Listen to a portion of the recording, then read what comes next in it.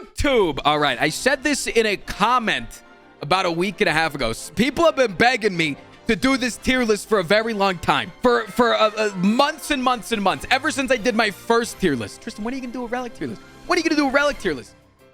Today. Today I'm doing it. Well, if you're watching this on YouTube, it's a couple days afterwards. But today, we're going to do it. Come on over to the stream, man. Come on over to the stream. You can comment on the video, like the video, all that shit. I appreciate you greatly. Sit back and relax and judge me and be mad at me for all of the incorrect positionings that I make things. Let us begin. Number 1 on the list, we have Akabeko. Akabeko is a very good relic. It's very nice to have. It's really good going in the early acts. Correct me if I'm wrong. Akabeko is 8 damage, right? The first attack that you play every single fight will deal 8 extra damage. It applies on multi hits. So if you've got a sword boomerang, a whirlwind, you've got a tantrum, you got any of that shit, using that first, it almost guarantees you a kill in the early stations of the game against early fights. You can get an early kill on some elites.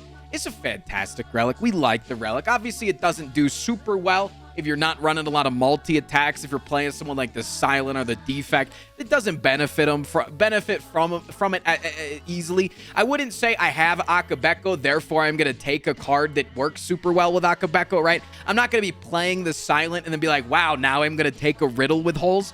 But I definitely think that you're never upset to see it over anything else. So I'd give it a solid B tier, a little bit of a baseline. Anchor. Anchor is a very interesting relic to me. One of the worst things about Slay the Spire that I feel like a lot of people will fall into, one of the worst habits, is you'll take a lot of scaling and no upfront stuff. You'll be like, oh my god, a footwork. Oh my god, a footwork. Oh my god, a footwork. Oh my god, a footwork. Until most turn 1s, you're drawing 2 footworks, a strike, and like a blade dance. And it's like, oh wow, every single turn 1, I'm going to be now taking a billion damage just because I don't prepare well. And in relics that help you out in the early game, like Bag of Prep, like the Silence passive, like Anchor and the other ship relics, I think that they're all goated. Obviously, I think Anchor, I think Anchor is, we're going to go over the other two, but I think Anchor is probably, in my opinion, best. I couldn't think of a better way to say it.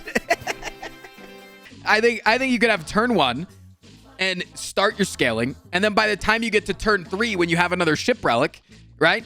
When you have the 3rd ship relic, it's like you've already scaled, so it's much less likely that I'm going to need the help of it. So I think that Anchor is definitely S tier. Ancient Tea Set. Whenever you enter into a battle after going to a campfire, the next battle, you're gonna have a bunch of energy to start off with. Here's the issue with Ancient Tea Set and why I don't think that it's all that good. It's not consistent enough, right? I'm not gonna, like, yes, I could bottle a demon form and then with the bottled demon form be like, okay, I'm gonna always get it off when I'm in a boss fight, right? Yeah, sure, but that requires another relic that's hard to get, and then you gotta get it at the right time so you could already have the demon form in your deck. You're just not enough of the time gonna get value out of it. Don't get me wrong, it has times where it's good. I think every single relic in this tier list has times where it's good, right? Every single relic on this list is good, sometimes TM. But I don't think that Ancient Tea Set hits the mark a lot of the time, and therefore I'm going to put it in D tier. I'm going to take the blue key. That's where you, like, I think if you cross under C tier, I think that's like a candidate for I'm going to be taking blue key a lot of times over that relic. And I think Ancient Tea Set is definitely one of them. Next up on the list, we got Art of War. I threw up. Art of War is if you don't play any attacks on any given turn, the next turn you'll have 1 more energy. I think this is a great relic. I think this is an underrated relic. I think a lot of people in chat are going to say that this belongs in the C tier. And I think that they're wrong. I think it belongs in the B tier. Because there's a lot of classes that it's going to be really good on. Yes, there's like the Ironclad and the Watcher. Not really going to get much value out of it. But I think on someone like the Silent that can get through an entire turn just, you know, playing a bunch of draw, getting your footworks out, getting your Noxious Fumes out, getting your your accuracies, outplaying all your powers and setting up a deck that can easily cycle one time through its deck with a lot of draw can perform very, very well. Yeah, I agree that on other classes it's not as good, but when it's on the class that you like, when I get it on the silent, I'm usually very excited. Perfectly fine. There's plenty of classes that you can get away with literally never playing an attack, and so it's just a permanent energy. Like you get a pressure points watcher deck, you get a power and spellful silent and or defect deck, and then it's literally just an energy relic. It's awesome. It's great. Our first boss relic coming up on the list is Astro Labe. Astro Labe says to transform 3 cards that you choose out of any cards in your deck and transform them into random cards of your class and then upgrade them. Fucking awesome. That's awesome. It's just good. I find myself taking this boss relic over a lot of energy relics these days. I think that energy has gone down in value lately, and I think that getting your strikes and defends out of your deck has gone skyrocketingly up in value. So I think that if you asked me this question a year and a half ago, I would put Astro Labe in a B tier, but I think it's actually an S tier. Because every single fucking card in the game, every card, is better than a strike or a defend. Every card. Now, granted, you know, if you get rid of all of your strikes and defends with a Pandora's box and then they all transform into attacks and you get no defensive cards, yeah, definitely can fail. But I think transforming just 3 of your cards, you could pick it almost always. Yeah, I agree with that. You could almost always take this, and it'll almost always improve your deck. The only times that I have trouble taking this is when I'm running like an all claw deck or something, and I'm like, damn, I now realize that there's no cards that I want to transform when all of the cards in my deck are good, aka claw. Bag of Marbles. Turn 1, all enemies are vulnerable. It consumes an artifact charge against a lot of enemies and against a lot of other enemies. You combine that with something like Akabeko, and you're just toasting them and roasting them. I'm going to put this in a high B tier, a little bit above Akabeko, just for the stripping, just for that little stripping. Akabeko also has its strength because it lasts between turns. It's your first attack throughout the entire thing. Yeah, but I feel like it fits that exact same niche of just wanting to have a stronger early game, and we've talked about this a lot. Early fight relics are fucking nuts. Early fight relics are really good. It's just that the more consistent one is, the stronger it gets, right? That's why Anchor's good. It's always going to give you 10 block. You know exactly what it's going to do. Yes, this is always going to give you 1 turn of vulnerable, but is that just going to be an artifact strip? Or is that going to be, you know, on a turn that I'm not going to draw any of my attacks and therefore it's useless, right? But when it's good, it's great, but it's not consistent enough to go up higher, and I hope that makes sense. All right, now we have the Silence passive. Bag of Snake, Bag of Prep. Turn 1, you draw 2 cards. 2 extra cards. This is one of my favorite relics in the game. There's nothing worse, like we said, than drawing your hand number 1, and it's just ass. And so making your starting hand better is fucking awesome. I'm gonna put this one in the A tier, possibly S. It's a hard choice. It's a really hard choice to put it in S, but I definitely think it should be high A tier. Just because, again, not as consistent as the Anchor. Yes, giving me 7 cards instead of 5 is better.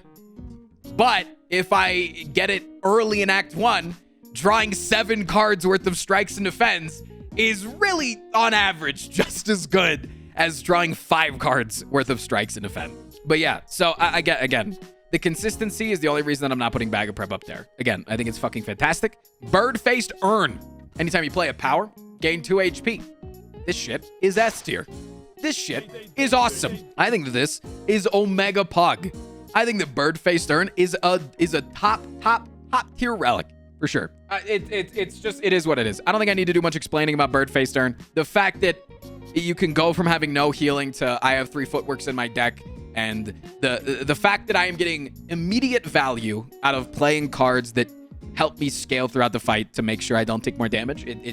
You know, because a lot of times you're going to take a little bit of damage to get your scaling in place, and so that makes it a lot easier to do. Moving on to Black Blood. This is the upgrade of the Ironclad's starting relic that you can swap for. You can swap out his relic for getting 6 healing a fight to getting 12 healing a fight. That's fucking F tier. It's so bad. It's so fucking god awful. It's ass. It's terribly, awfully bad, piss poor, doo-doo poo-poo. If I could swap my relic for it, right? If that was included in the boss pool that I could swap my relic for on floor 1, I think it would be a good time to find it. But that's about it. That's the only time that I think that it would be good. There is never a single time that I am going to want black blood. The only time is literally if I walk into a place and there's nothing else to do. Like if I would take Tiny House over this. I would take Astro Labe over this. I mean, Astro Labe's S tier. But the only time that I would do it is if I'm end of Act 1. Here's like the literal exact scenario. End of Act 1. I walk it. I go to the boss. I don't need energy, right? I'm very comfortable with what my deck's doing. I see Ectoplasm and Mark of Payne. Then I guess I'll take it. It's very much a, I guess I'll take it. The value that 12 HP gives you every single fight, don't get me wrong, the consistency is great, but the value between 6 and 12 HP every single fight is not worth a boss relic. Moving on to Black Star. Black Star, is a boss relic, and every single time that you fight an elite afterwards, you get 2 relics instead of 1. That's pretty good. I like to take it often. The issue is that with the relic is it doesn't give you any immediate value. It looks cool on your inventory bar, but it doesn't give you any immediate value. When you take an energy relic, you get immediate energy. When you take Astro Labe, you immediately get power from swapping cards. Yeah, no, that's the issue with Black Blood, or the Black Star, is that you don't get any immediate value. That's not to say that it's not bad. You just need to meet specific conditions, because a lot of times you'll see it and then you'll go into the next act thinking like, oh, my deck's so established and ready to go. And then you get leveled by Thieves and an Avocado back to back to back. And you're like, dang, I could have really used some additional power to make my deck slightly better. But if it does pay off, it almost always pays off in a big way. Another issue with it is it's worse to take it before Act 2, because a lot of times your deck isn't established and doing really good things to be able to deal with the very deadly nature of Act 2. Act 2 is by far the hardest act in the entire game, in my opinion. And so you'll take it before Act 2, and then you'll flop and you'll die. Or you'll take it before Act 3, then realize you still need the green key, and that you have to go on a path that only gives you 1 elite. And you're like, oh, damn. Ah, shit. This isn't much value now, is it? I would put Black Star in the B tier. High B tier, definitely a high B tier. I take it often, but a lot of times it is a cop-out relic. It is, a lot of times it's not. I think Black Star is best tier. I don't really need these other 2 things because they're an energy relic to give me some sort of a negative effect that I don't want to have to deal with. Blood Vial. You enter into a fight, you get plus 2 HP. You can also trade it instead of your HP at the vampire event for the bites. I'm going to put it in C tier. It just gives you plus 2 HP, man. There's nothing special about it. Cool. At least it's consistent. That's why it's not going in D tier. It's consistent, but it's consistently ass. I open up a chest. I'm excited to get a relic. I could get something as powerful as Akabeko that could make me start one-shotting things. Or I could go plus 2 HP every single fight. A little bloody idol, though. Anytime that you gain gold, heal 5 HP. This works with Hand of Greed. This works at the end of every fight. This works if you have Maw Bank. This works if you open up a treasure chest. This works if you have ceramic fish and you add cards to your deck and it gives you gold. That's a hot S tier. A hot S tier. There's just too many ways that this synergizes. There's too many things in the game that allows it to synergize and allows you to get extra healing that isn't just plus 5 health per fight. Right? Plus 5 health per fight. It's good. It's good. I would put plus 5 health per fight in the A tier, maybe B tier. But plus 5 health every single time I gain gold, and I got 1,000 different ways in the game that I can gain gold. Blue Candle. We're still in the Bs, I now realize. You can exhaust your relics, or your curses, for 1 HP. Sometimes it's good. You got a Centennial Puzzle you can combine it with. You got a Rupture you can combine it with. A Feel No Pain you can combine it with. But, like, how many times are you taking the blue key over it? Huh? Let's be real here, chat. You see this on Act 2 in your treasure chest? Are you clicking that or are you clicking blue key? You have no synergies. You have no innate OP synergies. What are you clicking? You clicking blue candle? Are you clicking on the blue key? That's what I thought. It's a D tier. It's not useless. It's not Black Blood level useless. It's got very niche uses. Very niche times that I'm excited to have it. I get rid of my curses throughout throughout the fight. I don't need this thing. I get rid of my curses by not taking them usually. I usually don't take curses. So maybe that's why my opinion comes of it, but usually don't take it. All right, we got the boot. It gets its own tier. It is that fucking bad. It is unbelievably dog shit. And chat, if you would like it to go up a tier. Here comes the sellout moment, baby. And if you would like it to be moved up a tier, every single 5 gifted subs, they're $25 in donations. We can move that boot tier up one singular level. If you give 5 subs, can we move it down? I will also allow that. You can move it in whatever direction you want for $25. Bottled Flame is dog shit. Bottled Flame is ass. Sometimes it can be okay. Don't get me wrong. Again, like I said, I will put it above Black Blood. It is at least better than Black Blood. I will skip this after elites. Like, it's like every single relic in this game, for the most part, is like, oh, I got a blue candle from a boss. Oh, I got a boot from a boss. Oh, I guess I'll take it. I will not take Bottled Flame a lot of the time. Unless I already have Akabeko or I have Bag of Marbles. Something that makes it have value. I usually won't take it. I'll click off of it and I'll be like, wow, that was a waste of 15 of my HP. Thank you, Book of Stabbing. At least I don't have to see this hot garbage again. And it is what it is. Adding an attack in your opening hand, usually you don't give a shit about getting off big attacks early in the fight. Because you don't have that scaling. You need to scale up. You need to play your strength cards, put your wrath in play, get your accuracies out, yada yada yada. Usually you need to worry about having those good early defensive turns like we talked about. So you need the anchors, you need the boot sequences, you need the things that help you scale later on into the fight, your after images, your establishments, right? Your early powers. Adding a guaranteed attack into my 1 out of 5 cards is just ass. I don't want that. Absolutely not. Not a goddamn chance. All right, Bottled Lightning allows you to put a skill in your opening hand. I like this. I like this one a lot. I'm going to put this one in high A tier. I think that adding a skill usually is really, really good. It is a less likely chance that you will have a skill that you will want to put in your opening hand on average than you will have a power. Just based on where you get it, right? You get it early on in Act 1, you're probably going to be less likely to have a good skill than a good power that early, right? You might have a well-laid plans already or a footwork, an inflame, just something you could add in there that gives you a little bit of scaling, a little bit of power. But the likelihood that I'm already going to have taken like a genetic algorithm or or some a spot weakness, it just feels lower on the totem pole to me. So I don't know. The likelihood that I already have a Seek, I guess, is in Act 1. So I would say it's there. And then we're going to put the Bottled Flame, make a power start in your opening hand. I'm going to put that in S tier. I'm always excited. There's very little times that I'm not excited to put a power in my opening hand. I've almost always got like a integral power to my deck that I always want to get off early on in a fight. I don't think anyone's going to disagree with that. All right, we come up on a controversial relic. Brimstone. Every single turn, you get 2 strength, but the enemy gets 1 strength. It's an Ironclad only relic and can only be found in the shop. If you are not going for heart wins and you are simply going to increase the level of your ascension, you should click on this every single time you see it. It's a good tip. Is it going to be good every single time? No, it might lose you a couple of runs. But I think on average, it will easily win you the run. It is that good of a relic that I think you can very easily win with this and be poopy brain dead. But I think Brimstone is extremely good at that. I think Brimstone is extremely good at content. And you know what I like more than money? Content. So for that reason, I'm going to put it at the tippy top of A tier. I don't think it deserves S tier. Because it's a very risky play.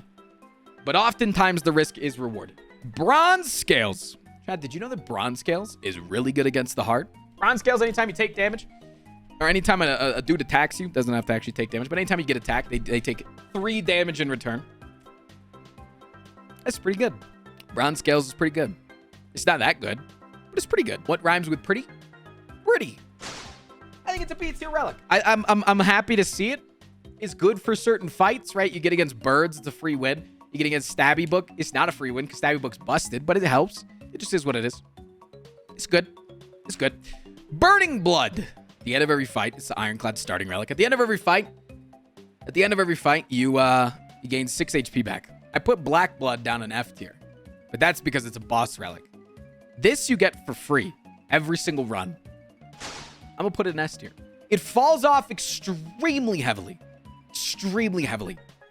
If this is the graph, this is the graph, okay? This is the Burning Blood graph. Act 1, peak. Oh, yeah. Yes. Act 2, you get into the beginning of Act 2, it's still up there. It's still up there. Midway through Act 2, it starts to plummet. Where's it going? I'm in Act 3 now. Oh my God, no. It gets you through the game. It gets you through some of the most difficult parts of the game. Gremlin knobs, Lagavulins, a bad sentry draw, the early Act 1 elites, the late Act 1 fights. You get to play it a little bit more risky. You get to play a little bit more attack heavy, a little more smorky, a little more ooga booga, a little less thought, head empty. And you can take more risks. You can take something that scales. You can take a demon form. You can take this and that and the other. You can build your deck for later on in the run because it's going to make up for a little bit of the shortcomings of your front-loaded block cards, which the Ironclad definitely lacks. Busted Crown. You gain 1 energy permanently, but you get 2 less cards per reward. That sucks. And people's thoughts are, yeah, but like, what if you have like Prayer Wheel and then you have fucking Question Card or whatever, and you get to see more cards. Yeah? The game gives you something that's like, hey, do you want a free way to win the run? You get to see a billion fucking cards and pick out the best ones every single time. And then you use that as justification to get 1 more energy just to take it all away?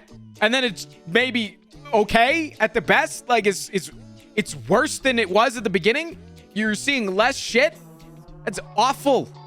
It's bad. If you get Question Card, if you get Question Card, if you get Prayer Wheel, that should be more reason not to take Crown. The logic that it is, you should take Crown because you have these other things. I think it's bad. I think it's an F tier relic. Don't get me wrong. Again, it has its place. I've taken it before. I've taken it. I'll take it again. But yeah, it's really bad. Gold-plated cables, defect-only relic, says that your rightmost orb is triggered a 2nd time at the end of your turn. Any questions? No. Calipers. Instead of losing all your block at the end of your turn, only lose 15 of it. There's a lot of times that Chad always says the meme of calipers would be good here because I'm gaining a lot of block. And it would be. Here's the issue, though. Calipers, if I'm gaining 100 block in a turn, does that make calipers good? Yeah. But if I'm gaining 100 block in a turn, is my deck not already doing good? Now, don't get me wrong. It helps out with consistency, right? It helps out with consistency if I'm not consistently able to make 100 block a turn, right?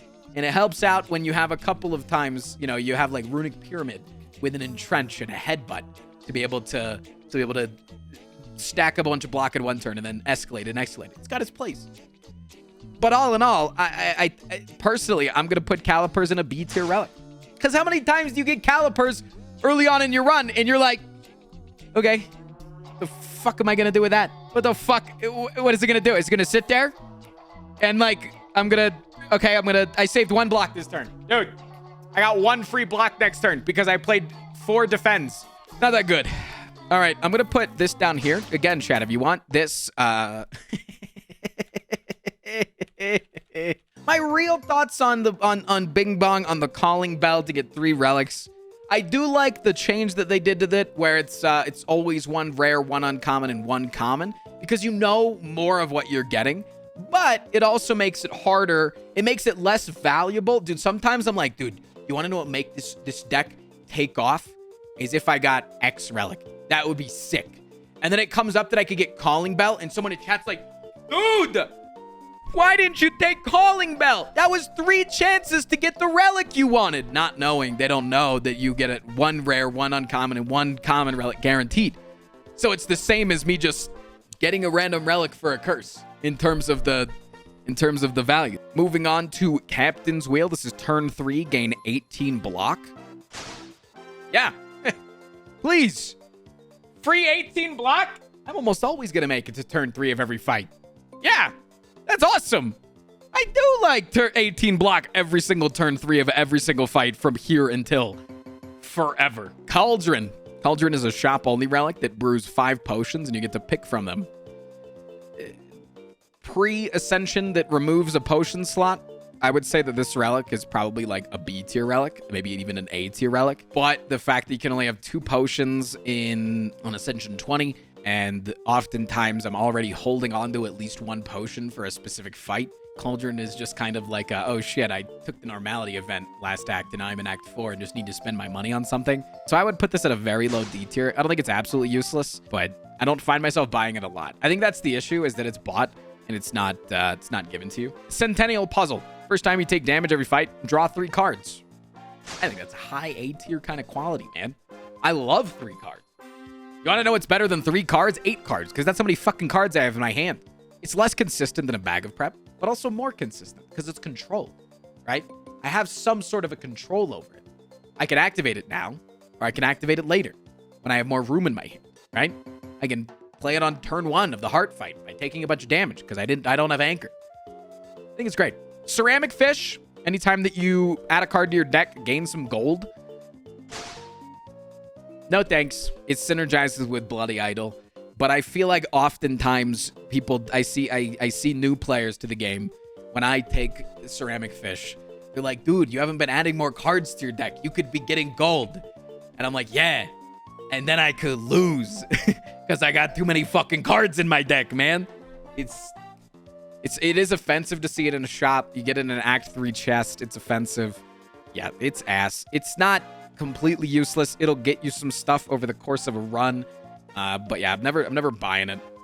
Champion's Belt. Ironclad only relic. Anytime you apply vulnerable, also apply 1 weaken. It's really good because of bash. Here's the issue, though. A lot of the Ironclad cards that apply vulnerable also apply weaken. It already does that, man. I'm already doing that. I got Shockwave. I got Uppercut. Like, I might take a Thunderclap here or there. Don't get me wrong. With a Champion's Belt, I'm more inclined to take one. But I like the relic. But then you actually think about the realistic application of the relic, and you figure out that it's not all that good. And it's kind of ass. And I'm kind of going to put it in C tier. Because, goddamn, it's stinky, smelly, poopy, man. Doesn't it only destroy 1 artifact also if the vulnerable gets negated? I think so. I think that's how it works. Charrin Ashes. Anytime that you exhaust a card, deal 3 damage to everyone in the fight. That's a fucking S tier relic, man. That's a fucking S tier relic. That's a super S tier relic. You know, there's another relic down here, fucking Letter Opener. Anytime you play 3 spells, deal 5 damage to everything. I already think that that's an S tier relic. So how could I not think that this is an S tier relic? It's awesome. And it also plays at a fun cadence. So if I play a Fiendfire, it goes. It's so good. Chemical X. Anytime you have a card that says happen X number of times, it happens 2 more times. So even if it's at 0 mana, it happens X number of times more. Can we also lower the boot in Bing Bong? Yeah, I got you. Chemical X. It's good when it's good. Chemical X is good when it's good, right? It's good when it's good. But when it's not good, it's literally, in all senses of the word, useless. It's either you take it, you're like, dang, I can't wait to get incredible value out of this. Or you take it, and you're like, wow, I really hope that I can make a meme deck out of this for the YouTube comments. So I would put it in a fat mid. It's a very mid. Don't get me wrong, makes or breaks a run. But, dude, okay, I can't remember any of the fucking names of Watcher relics. Cloak Clasp. This is the one that says gains a certain amount of block at the end of the turn based on how many cards you have in your hand, correct? This isn't the Temp Dex one. That's duality. Just making sure. I'm just making sure that I got it all right before I just sound like an idiot. Cloak Clasp is awesome. Cloak Clasp is I think, easily a high A tier relic. It makes a new dynamic of how you play the game, how you play each run. Because maybe this turn, because I'm getting attacked, I don't play the Flurry of Blows at the end of my hand, right? I go into Calm, it brings the Flurry of Blows Flurry, and then I don't play it in order to get that additional block. I think it's a very consistent relic, and the fact that I can combine it with something like Runic Pyramid or with Draw, with a Scrawl, and it's just a large amount of block, I mean, this thing consistently over the course of a run probably blocks by itself 75, 100 block. Get this guy on the fucking National Geographic. He's out here saving lives. Clockwork Souvenir. Clockwork Souvenir on, it's a shop-only relic. Gotta buy it at a shop. But it gives you one artifact. Start out each fight with one artifact. That's a good relic. Because you get to choose when you want it. It's not, you know, you don't wind up at the end of an elite fight and there it is. But yeah, it's really good. I mean, it's gonna help you out in a lot of fights. There's a lot of good synergies with it. You got Bias Pog, you got Wraith Forms, you got plenty of things that go along with it. They can just make it a very solid choice to add to your deck. Coffee Dripper. That's an S tier energy relic, man. Straight up, that's an S tier energy relic. It's one of my most taken ones. I think that as you grow as a player, I think you will start taking Coffee Dripper far and far more. It's like Runic Dome.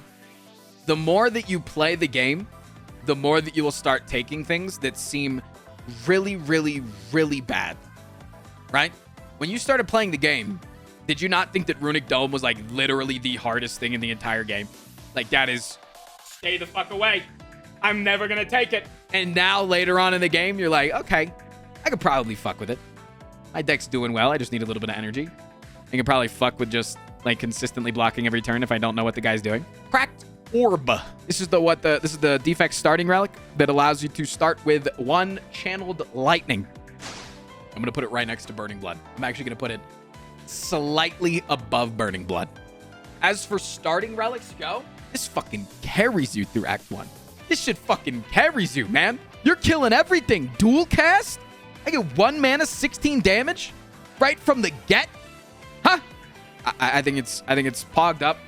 Definitely falls off a little bit later in the game, but it's always there. Cursed Key, another energy relic that I think is very, very good. I'm going to put it in the high A tier. Again, controversial opinion. A lot of people are going to sound off in the Twitch chat right now. What? You think that it's worse than Coffee Dripper? Excuse me? Yeah, I do. Yep. I think that on average, the value that you could get from the relics that you could take because you don't have Cursed Key is going to far outweigh the inability for you to rest. Because you already still get healing in between acts, and there's plenty of other ways to heal in the entire game. And if you're just good enough, you won't take it. It's definitely a good cop-out energy relic, too. You're like, oh, I need some energy. Yeah, that's good. But it's not that good. Dormammu. This one gives you 1 mantra every single turn, so it eventually will put you into divinity. More like the shit. I think it's bad. I think it's really bad. Because like I don't see the value in forcing me to go into divinity when I maybe don't want to, or I don't see the value in going for divinity as a whole. I think that there's very few decks that do well consistently, like that you can consistently make that go for divinity often, and so this just doesn't help all that much. It's extremely slow, and yeah. Wait, that's a B tier relic, at least 0 downside to being in divinity. Not in Calm. Calm, I might have things that I get benefited from being in Calm. Maybe I'm sitting in Wrath on purpose because I've got a bunch of halts that are going to be really helpful when I play block cards because I've got fastings in play and I'm getting forced into that. It's lack of control on top of it being extremely slow, right? Like, you could say the same about Blue Candle, right? There's 0 downside to Blue Candle. Just put Blue Candle in B tier. There's 0 downside to Ancient Tea Set. Just put Ancient Tea Set in B tier. There's 0 downside to Ceramic Fish. Just put Ceramic Fish in B tier, right? If 0 downside meant put in B tier, I think 100% of these relics, except for these two suck balls, would be in B tier, right? That's my logic, at least. Dark Stone Pip. Anytime you get a curse, you gain 6 max HP.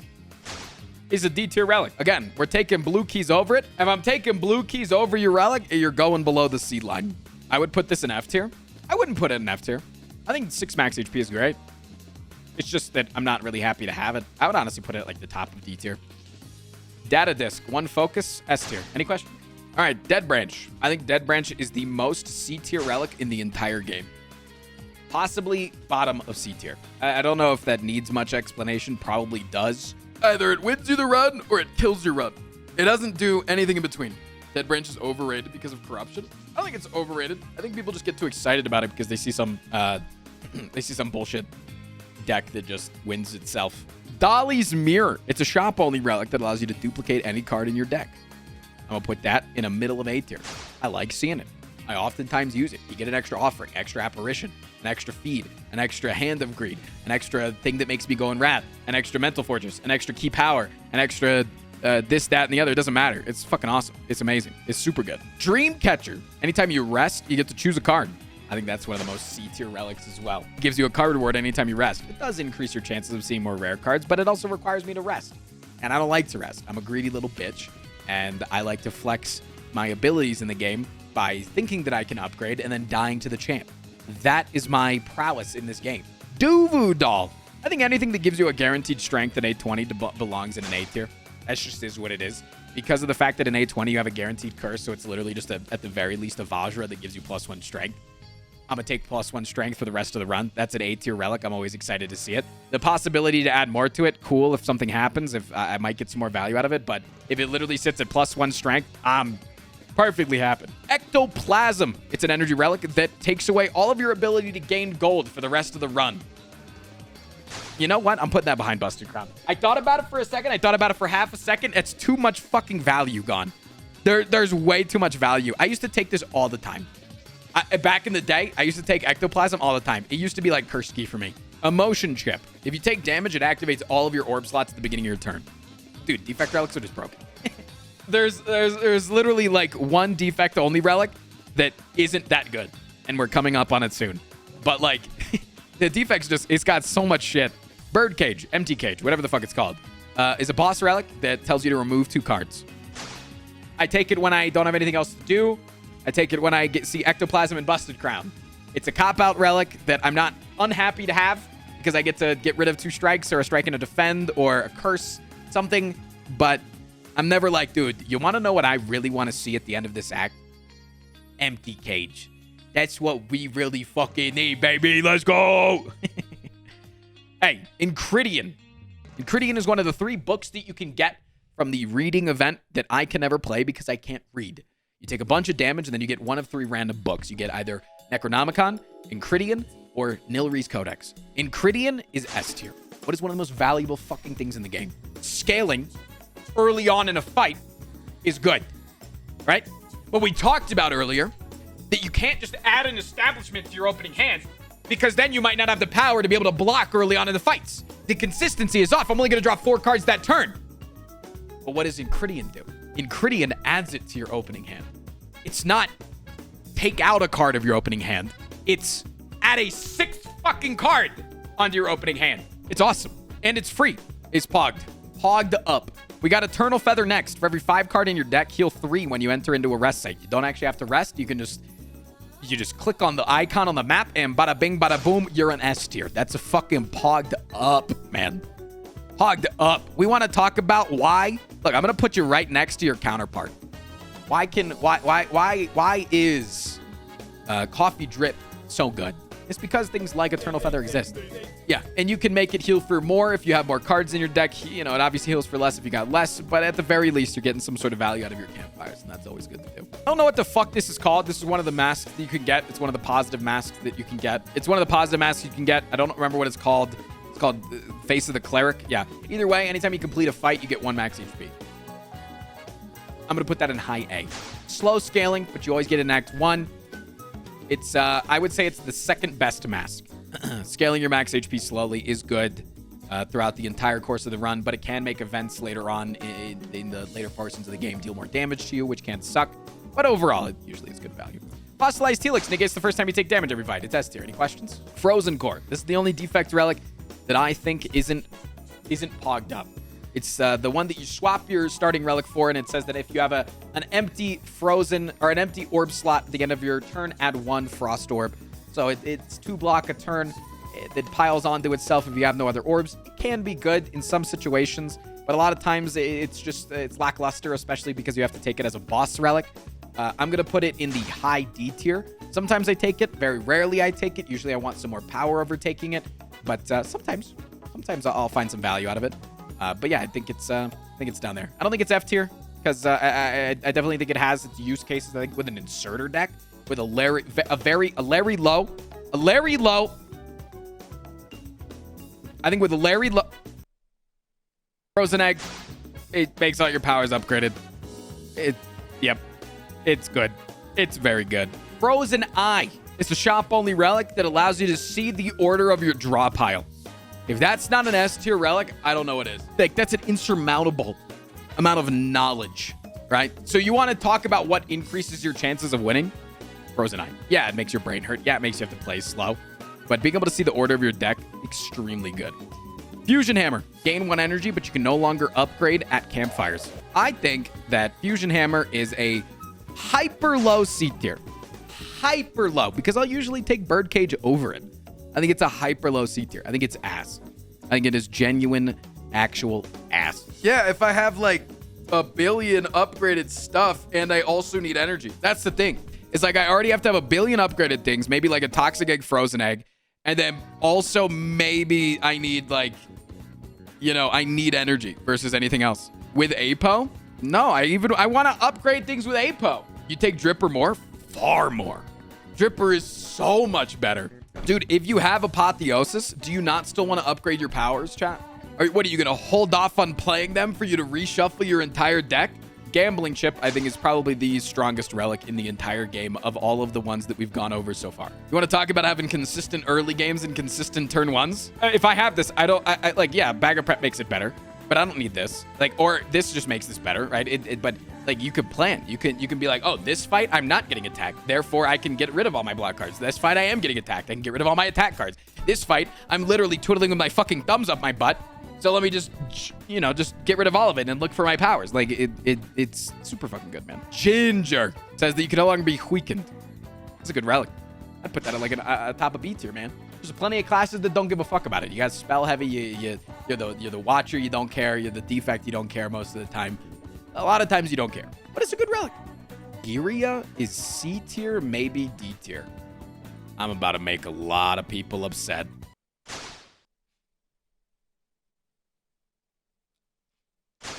I'll put it in A tier. I think it's A tier. I think it's A tier only because the defect exists. But every other class in the game benefits off of this way too much. Like you are upgrading every single card in the entire game, or in every single attack in your deck. Every single time you press that button. 3 permanent strength. That's awesome. It takes my sword boomerang from dealing 12 damage to dealing 24 damage. You see how fast that brain works, man? You see how fast this guy's brain works? All right, we got GoldenEye now. GoldenEye says that anytime that you scry for 2 more. I'm gonna go ahead and put that one next to Gambling Chip. Anyone want to argue that? Why is scry good?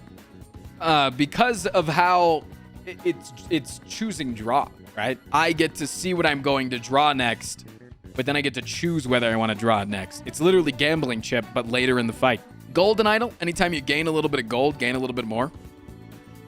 The only reason I put it in C tier is because it comes from an event that I don't really like, because you have to take damage or have some sort of negative effect happen to you, but I'll put it in the C tier. I like gaining more gold. When I gain gold, I gain more gold. Sure. Maybe even like a low B tier. Maybe down in C. Maybe like a low B tier. I put it in like a low B tier. Gremlin Horn. Anytime you kill an enemy, gain 1 energy and draw a card. I'm going to put this in a low A. I think that this makes up for all of us. Can I get a 1 in chat if you're like me and you don't take AoE cards, and then you show up to Reptomancer and you're like, I'll just draw really well. It's fine. This is so fine, Copium. I'll just draw extremely well, and it'll be fine.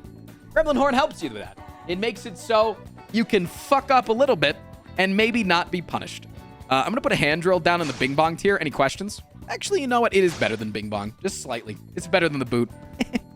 This is a shop-only relic that says anytime you break, block, add vulnerable, it's dog shit. It's terrible.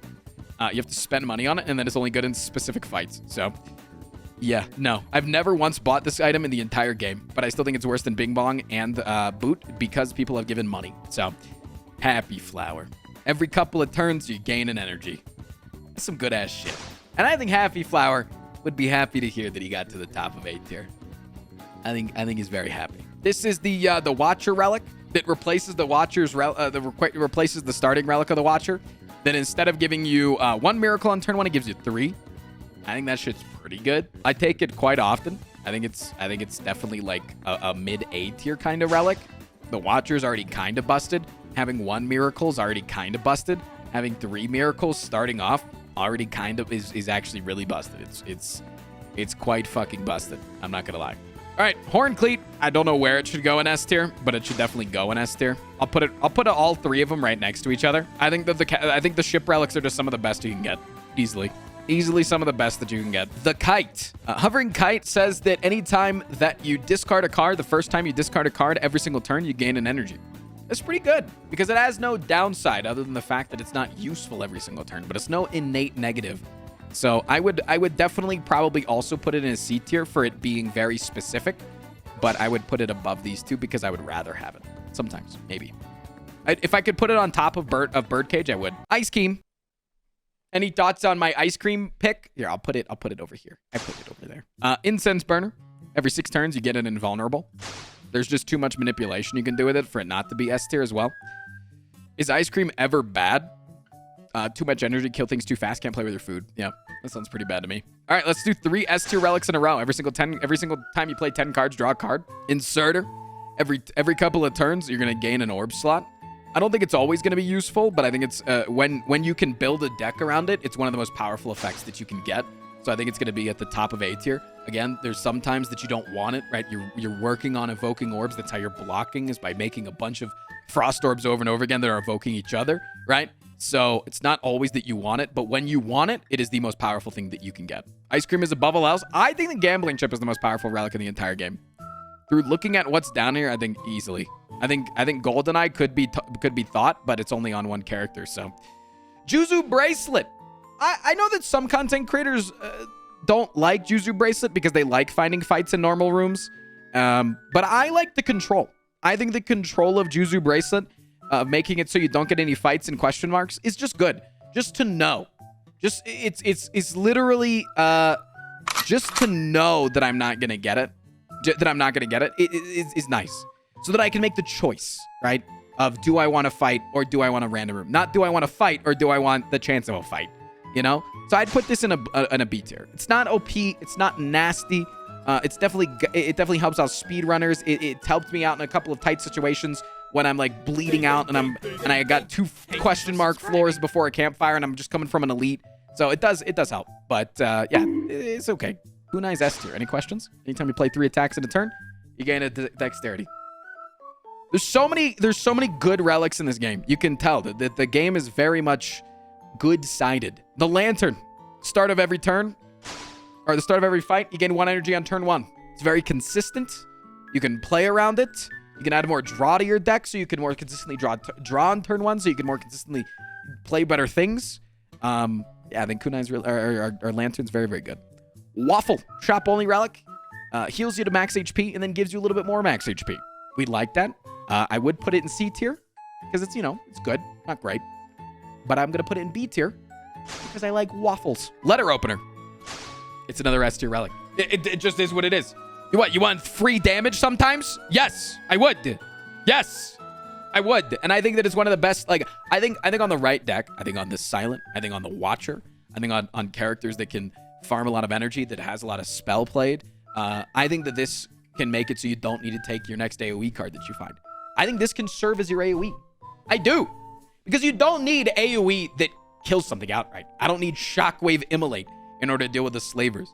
Instead, 4 backflips in a couple of blade dances, and I've whittled them down enough that now instead of 50 health characters, I'm fighting 30 health characters, and I can deal with that. And so I think that letter opener is a top tier relic for sure. Blizzard Tail. First time you die, don't revive yourself with 50% HP. You put that in a high A tier. It's a good get out of jail free card, but a lot of times I find it and I don't need it. And here's a thing. Here's a little thing. Here's just a little tip. If you're gonna die, you're probably gonna die a second time. How many times? Can I get a 1 in chat? If you, more often than not, die 1 time with Lizard Tail and die a second time, it's either I don't die or I die twice. Very rarely Am I dying one time and then I'm like, oh, dang, good thing Lizard Tail saved me. If that happens, it's either in the Act 4 Elite Fight or the Heart Fight. Or it's really early on in the run and I just got a little greedy and I took like 2 footworks and now I'm going against Gremlin now. You know? Like it's either because my deck isn't shaped up yet or because I'm late into the game and I haven't prepared for the Act 4. You know? But most of the time, if I die once, I'm going to die a second time. Didn't it used to be a boss relic? Oh yeah, Lizard Tail did used to be a boss relic. All right, Magic Flower. It's an Ironclad only relic that increases all of your healing by 50%. I think it's a very high A tier relic because, you know, it synergizes with your passive, makes it a little bit better. But if you don't have healing stuff, it's not going to work. So I think it's a little, it's slightly better than like a Chemex, right? Because of the fact that you have the passive. But it's good with a Reaper, is good with a Meat on the Bone. It's really good with. But other than that, little lackluster. Mango. I would put Mango in A tier, but I like the Smash player, so he's an S tier. He's pretty good at Falco. Actually, no, I put it back in A tier because he refused to pull out the Falco against Zane in the last tournament, and therefore I believe that that's the reason that he lost because of my bias of liking watching him play Falco more than Fox. Mark of Payne. Put it in D tier. Yeah, no, Mark of Payne is an energy relic that also gives you 2 wounds. I think it's one of the worst energy relics in the entire game. It is what it is. The only reason I'm not going to put it in F tier is because it's only on 1 class, and that's a benefit of it. If I'm not playing the Ironclad, I don't have to see it. A lot of people, I feel like when they're new to the game, will take this relic thinking that it's okay. It's not. Chat, if I say the word, will you give me 5 subs? If I say the thing, if I do the thing, perhaps. Matryoshka. I think Matryoshka honestly is a B tier relic. I think it is. Yeah, I think Matryoshka is B tier, simply because a lot of times you get it and then you don't have enough chests left for it to be good. And if you also think about it, Matryoshka is only net positive 1 relic. Because if you find it in a chest, if you find Matryoshka, the next relic that you find is 2 relics, which if Matryoshka didn't exist, you would have already found that other relic. So you're now net neutral. And then in this next chest, you find an additional relic, which is now net positive 1. So it requires you to get all of it just to be net positive. Kinda not that good. But it synergizes with things. Tiny chest, with taking a lot of question marks, Juzu Bracelet. You know, if you get it in a shop and you have like membership card, there's definitely times that it could be good, but I think it's very mid. Maw Bank, anytime you gain you go up a floor, you gain 12 gold. I think this is the most mid-tier relic as well, because we all find it in Act 3, man. Like, yeah, if you get it Act 1, like, sure, it's awesome. I'm very happy. It's gonna probably get me up to like 1k gold because I'll get greedy with it and I won't take any shops, or I'll go to a shop and be like, oh my god, a medkit? No, I don't think that's good enough. I'm gonna save my money, right? And then I'll move up and then it'll be a bunch of gold down the line. But in reality, we get it and then we go to the shop like 2 floors down and you just spend the 36 extra gold that you got. Meal ticket. Anytime you enter into a shop, gain 15 HP. I think that is an A tier relic. I think that is a good amount of healing. That's a strong amount of healing. It's healing that you can prepare for. It's healing that you can set yourself. Why did that scare me? Thunderak, thank you for the fucking 50 gifted, man. Oh no. Bing bong next to ice cream. I hate you. The boot stays though. It's gonna be really fucking weird for the YouTube audience when I just all of a sudden appear in a dress. I don't know if we got done explaining the last relic that I was on, but hey, we got meat on the bone. That's a high A tier relic. You can definitely survive off of meat on the bone. You really can. You can run an entire deck around sitting around half HP, taking 12 damage, getting scaled up.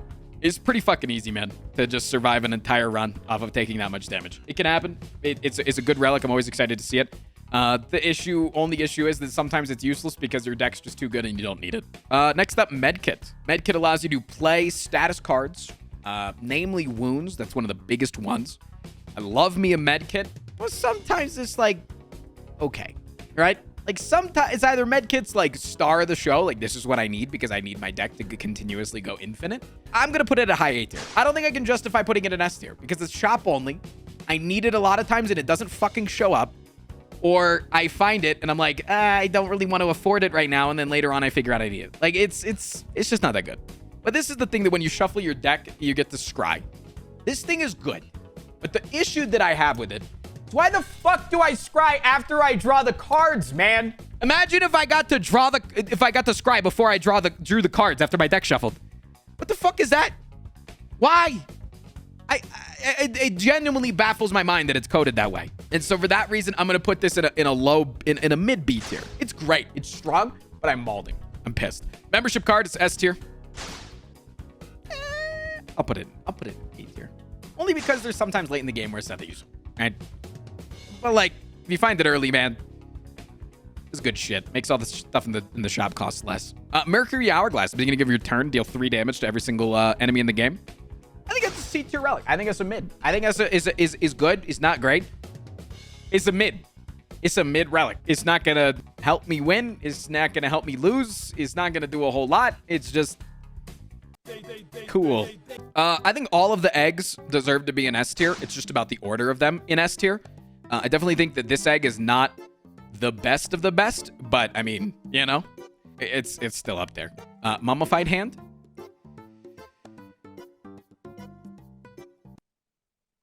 No. What?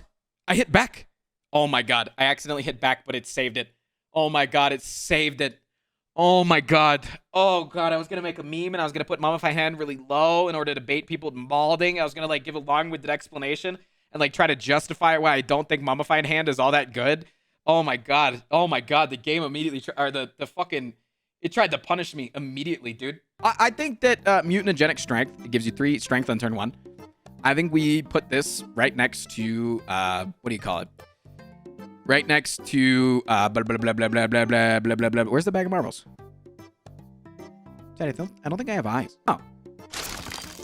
Yeah, I think it's just early game stuff that is inconsistent, but can be pretty good. Necronomicon. This is one of the best, one of the few times that I think that adding a curse to your deck is outweighed with a positive. I think Necronomicon's great. I think I'm gonna put it in a very high B tier. I'm usually excited to have it in a lot of decks, but a lot of times, you know, I'm going to try to get Incridian or Nilries and then I get it, or this is how it goes. You either get, I'm trying to go for Nilries or Incridian because I'm playing the Silent or the Defect and then I get Necronomicon. Or I'm playing the Ironclad and I could really use a Necronomicon and I go for it and I get Nilries or Incridian. And like, Niao's Lament is the strongest relic in the game, so it goes up there. Makes your first 3 fights that you find have 1 HP. It has literally been proven statistically by a large number of people playing a large number of the same character over and over and over again in a row. They win the most times when they start out with Niao's Lament. It's not the most fun, not the most glamorous, but it's literally the most powerful thing you can start off with. Nilri's Codex. At the end of every turn, you get to add a card to your deck for the rest of that fight. I think it goes right next to Necronomicon. It's pretty good. Maybe I'll put it in the low 8 here. Ninja Scroll. At the beginning of every fight, start off with 3 shivs. That's a good amount of damage. Just 12 damage right off the bat. That's pretty good, man. Right? Till I get to draw a lot on turn 1, and I get Bag of Prep and the Silent Starting Relic, and then I get a little bit fucked over, and I can't no longer draw more than that. But, you know, on the other hand, like, when do I ever need really more than that many cards? Oh, against Time Eater, it's not that good. So, I think it's C tier. That might be a controversial take. I think a lot of people really like Ninja Scroll. But I think it has way too many negatives, even though it has a large amount of consistency for strength in the run. And it doesn't, it adds 3 things to your hand, and it doesn't make it, instead of drawing other things, draw these 3 shivs. But I think because of the negatives, I think it outweighs the positives to me. Naloth's Gift. This is a relic that you can trade one of your relics for that will increase your chances of seeing rare cards. You don't really get it often, but when you do, it usually does pop off. I'm going to put it at a high B tier, again, with a lot of the other event relics. You do tend to get more rare cards. It's not guaranteed to give you good rare cards. The only issue is with Naloth's Gift, you can't get rid of it. And sometimes I want to stop seeing fucking rare cards, man. I've got enough Seeks in my deck. Now I need some Skims and some Turbos and some Defrags. All right, Nuclear Battery. Best energy relic in the game. Any questions? I'm sure it's good, but I think it has, I always have trouble using it. I think it's the best energy relic in the game just because it procs off turn 1, and then you can scale the energy really highly. Like you can have more than, like a burst of more than just the 4 energy, and then it, you know, pops the fuck off. Nunchaku. Anytime you play 10 attacks, you gain 1 energy. I think on the Watcher, this is the most S tier relic in the entire game. Other than that, though, it's big okay. So I would put it in the middle of B tier. It's a big okay kind of relic, but it's pretty good. I did say that any sort of thing that gives you strength, I would rate very highly on the tier list. I would also say that I would rate something that gives me a small amount of dexterity permanently. I would also rate pretty high. Oddly Smooth Stone, always happy to have you. You make up the difference a lot of times because the more blocks you play per turn, the more that it scales and the more stuff that it does. No, I think it's I like things that give me good consistent buffs, and Oddly Smooth Stone does that. The mushroom makes it so that vulnerable hits a little bit less hard. Here's a thought: how many of you are excited to get the mushroom in Act 1, and then for the rest of the run forget that you have it? Like, oh, dang, I'll be able to take so many more risky fights. I don't have to worry about vulnerable. Never remember I have it. I literally, it's an anomaly. I don't know how good this relic is. Nuclear battery go burr. On paper, this relic seems really good in my head. Yeah, so, I mean, like, on paper, Odd Mushroom seems like it's like really fucking good. But I don't know how good it is because I have literally forgotten about it about 150 times that I've taken it. So I'm going to just put it in the middle of B tier just because, like, it seems good on paper, but I don't actually fucking know, man. Old coin. Yep. Omamori. Omamori, I'm going to get a little bit of a controversial opinion on this one. I think it's a bottom of B tier kind of thing. I feel like a lot of times I take Omamori and I get no fucking value out of it. Or the value that I get out of it is negligible. And doesn't help, like, doesn't make my run pop the fuck off. You know? Because, like, everything in this game is seeded. You know? Everything in this game is seeded. So, if I took Omamori, and then I go and I open up the next chest, it would give me a curse. If Omamori didn't exist in the game, that relic that I saw next would have been the relic that I had seen previous. I don't know. It's, don't get me wrong. It definitely helps in some events. We like it when we can get the two normalities negated for 999 coins. OP as fuck. We got Cursed Key. It's really good. There's plenty of times where it's really good.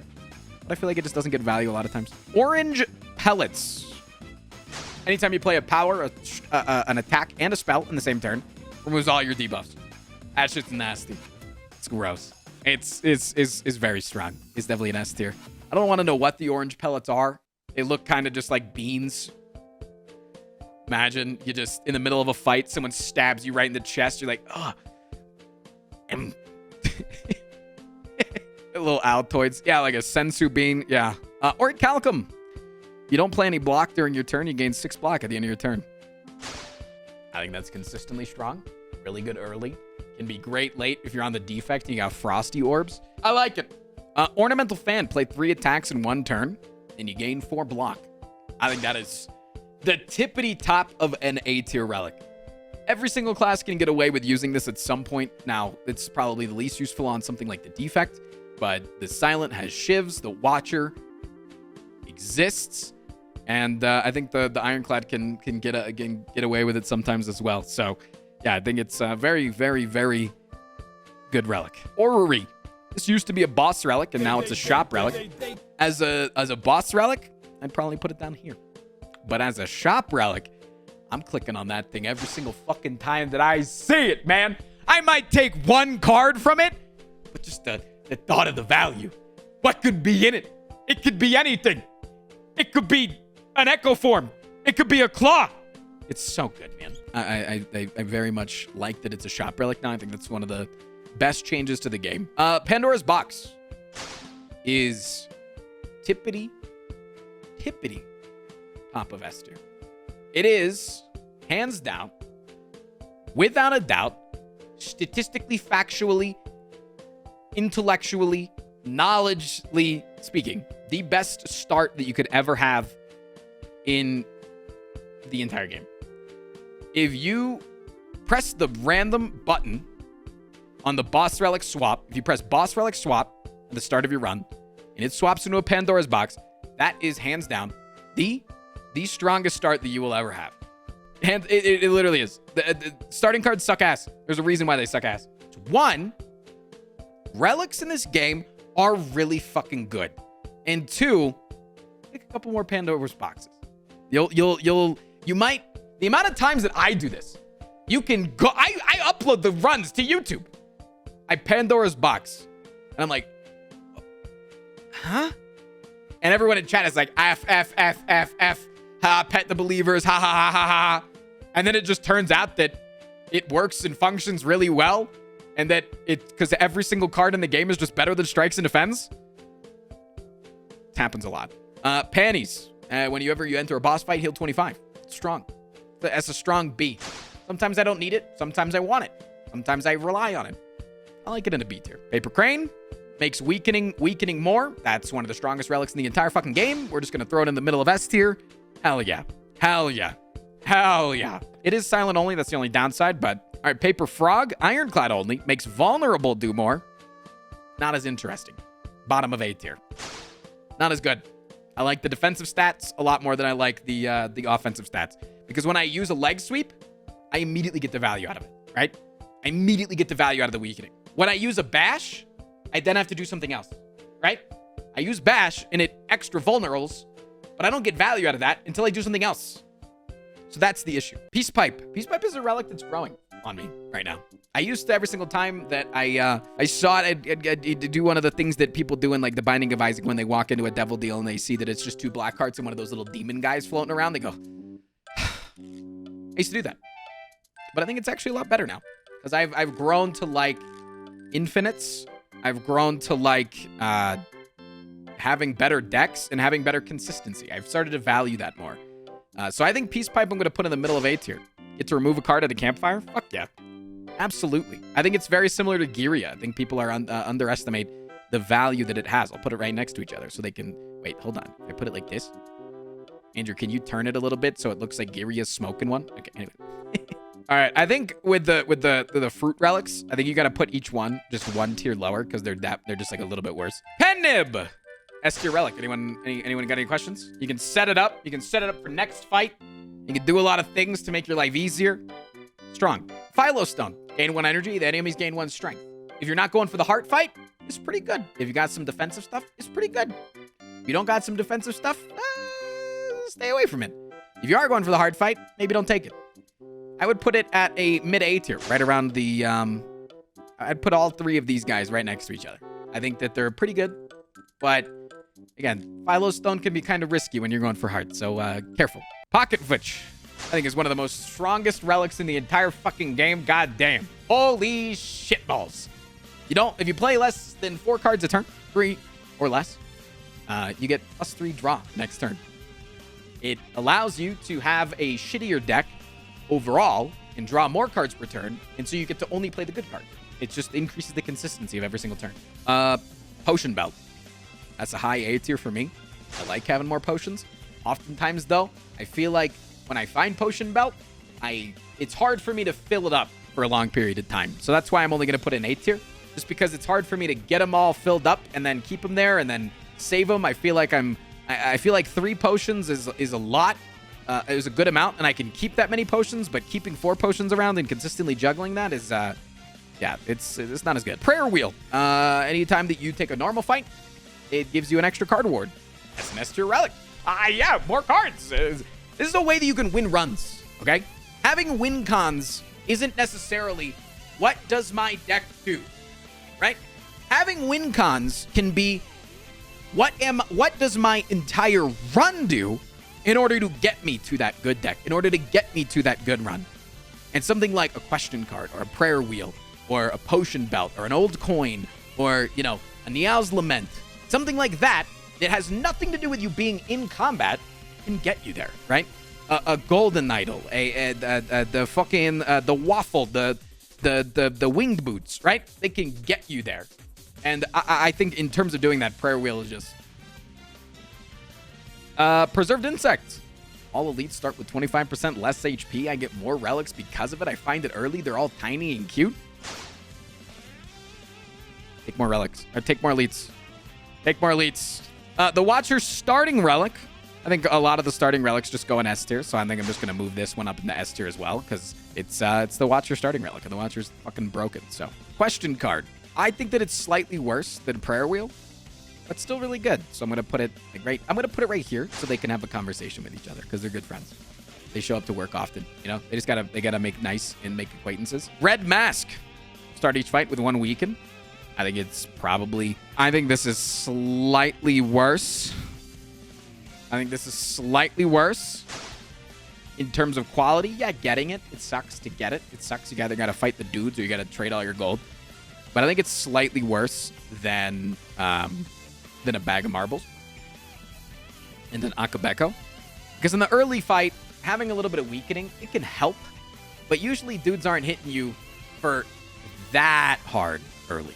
But it can be good, and it can be useful. Red Skull, if you're below half HP, gain 3 strength. S tier relic. That's a good shit. That's some good shit. Yummy, yummy. Regal Pillow. When you go to rest, you rest for a little bit more. That's a mid-tier relic. I'll put it right next to the Fusion Hammer because they like to go together. When you get better at the game, when you get more consistent at the game, you tend to rest less. When you rest less, things that help you rest, they get a little bit worse. That's why Dreamcatcher's down here. That's why that's why the Fusion Hammer's down here. That's why Regal Pillow's down here. It's just what you find as you play the game more. It is what it is. Hope see them all cry about it.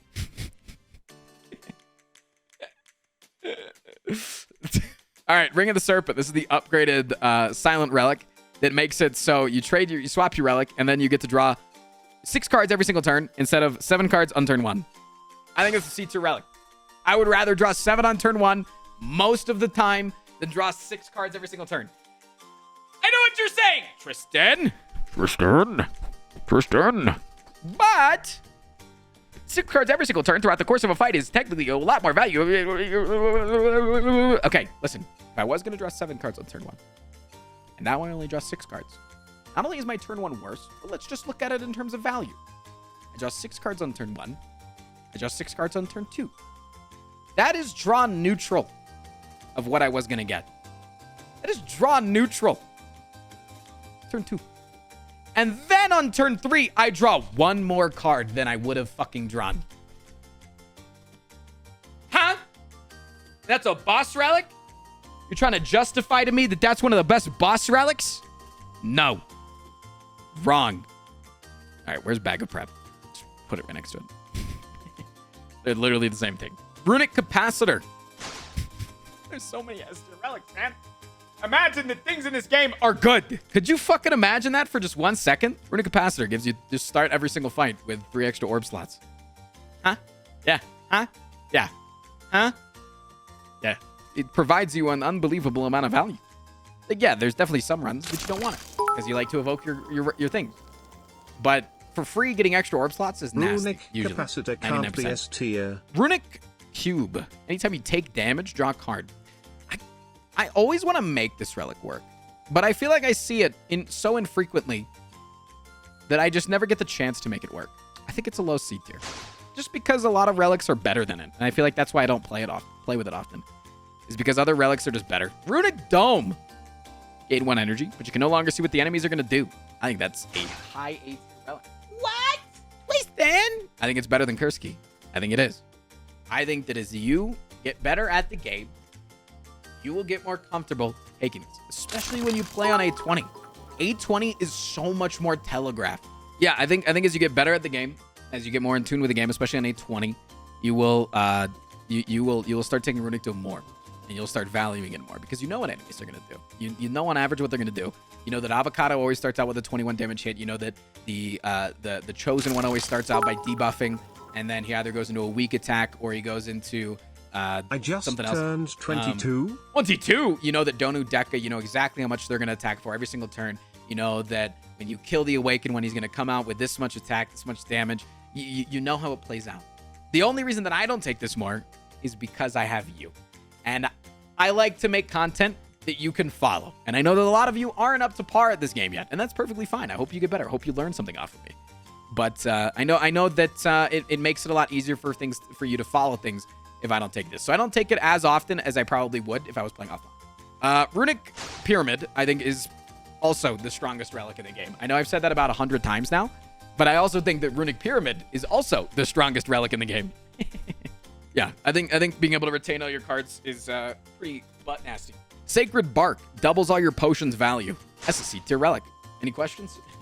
It's not that good, man.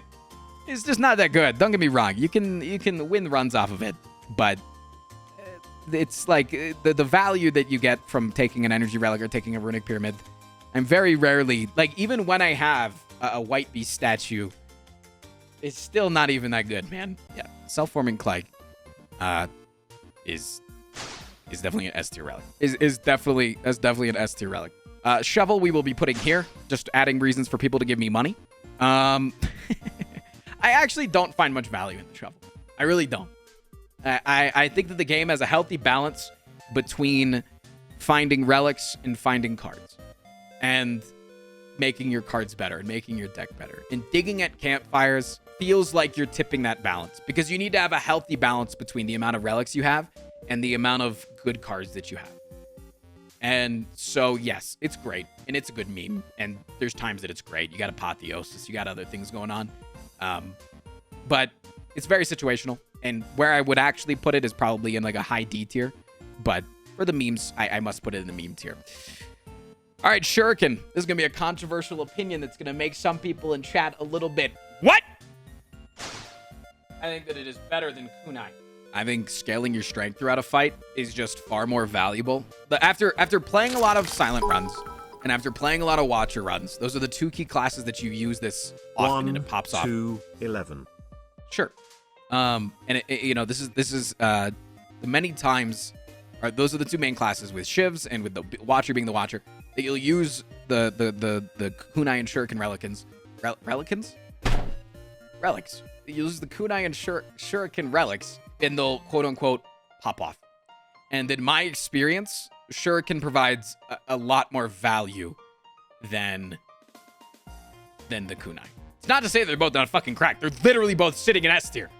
Like, what do you want, man? Singing Bowl, I think is like, dude, like. Singing Bowl is, instead of taking a card, you get to take +2 max HP, and you'll press it 1,000 fucking times in a run. You'll because it's not even that, like, it's, oh my god, I was gonna skip here, therefore I can Singing Bowl. It's, oh, I was gonna take this block card here, but what if I just Singing Bowled instead? That's kind of like a little bit of a block card, right? I don't know. It's really good. It's very big. Slavers. Slaver's Collar is 1 energy and elite in boss fights. That's a good boss relic, man. I've been taking this shit non-fucking stop. The only downside is I don't get energy outside of boss fights, but I'm like already doing okay, and then it just makes my boss and elites fights better. It's good. It's a safe pick, and it's strong. Sling of Courage, I think is what it's called, right? Or Sling of Cum. Is 2 strength and only elite fights, not boss fights. That kind of sucks, and it's a shop-only relic. I would put it in a D tier. I take it sometimes. I think it can help you. You got a Black Star run. I think it can definitely help you. I think depending on what you're doing, but yeah, not overly good. Smiling Mask makes it so that every single time you go to remove a card at a shop, it always costs 50 gold. I think that is a high B tier play, because you can combine that with a toke. You can get down to your infinites. What more do I like in this game right now than infinites? I think it's really good. And later this week, we're going to be trying to go for the minimalist achievement, and that's going to be one of the things that I'm going to be looking for. So yeah, I'm super excited about that. Snecko Skull. This used to be a S tier relic. It used to be. And then the devs buffed Shivs. And dude, when was the last time that you picked up a deadly poison for your runs? I don't fucking remember. I'll take a Bouncing Flask. I'll take some Noxious Fumes. Crippling Cloud's definitely gone down in the tier list of cards.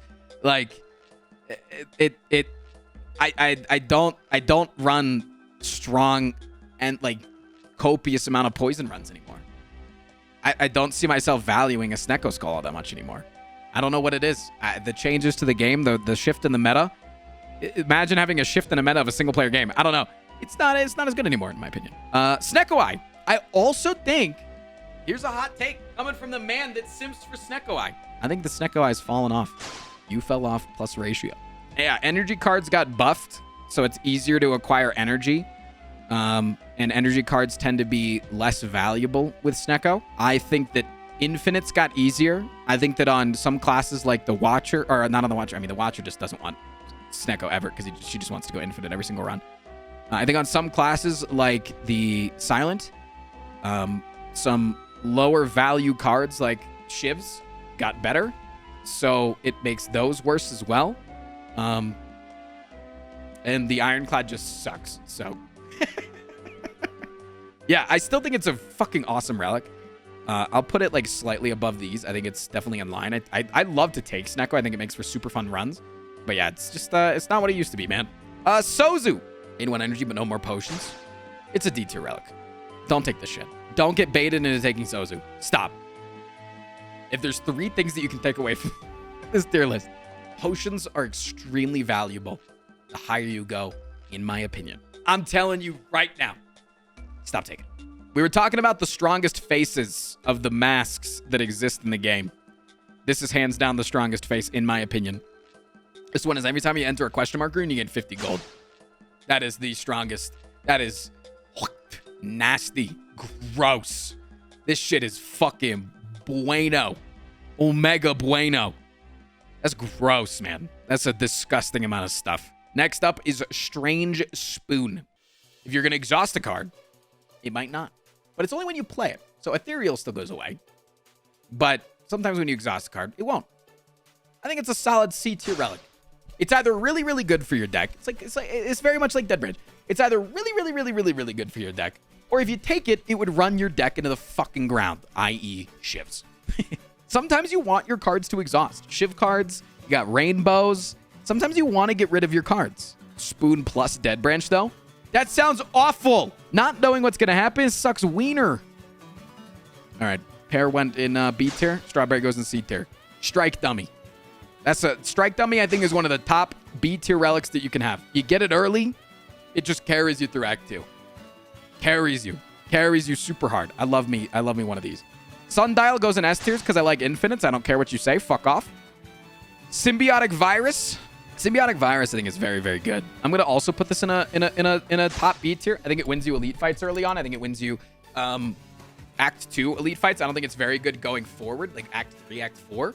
But I think as for Act 2, I think it's just really fucking strong. Teardrop Locket. Start every fight in calm. Like every single fight coming. Sounds A tier to me. Abacus goes in S tiers because I like to do infinites. Shut up. I have an addiction. It's a problem. It's a serious problem. Please call my mom. Courier makes things slightly cheaper in the shop, but also makes it so they refresh in the shop. I think it's a very C tier relic. It's not always useful. When it's useful, it's very useful. But when it's not very useful, it's not very useful. I take it. We take those. I'm never excited to see it because I'd rather have something that increases the power of my run immediately because I'm very much a zoomer in that sense that I want immediate power right now. The Specimen, anytime that you kill something with poison that has poison on it, the poison will be transferred to another guy. I think it's fucking D tier. It's so fucking slow, man. Because I gotta fucking, the guy's gotta die, and then the poison's gotta get transferred over, and then that guy's gotta, it takes so long for them to take the damage from the poison. It's good in some fights like Reptomancer, but it's way too slow. Threaded Needle, you get 4 plated armor. That's really good. I don't know how to tell you that that's really good. 4 plated armor is just nasty. Yep.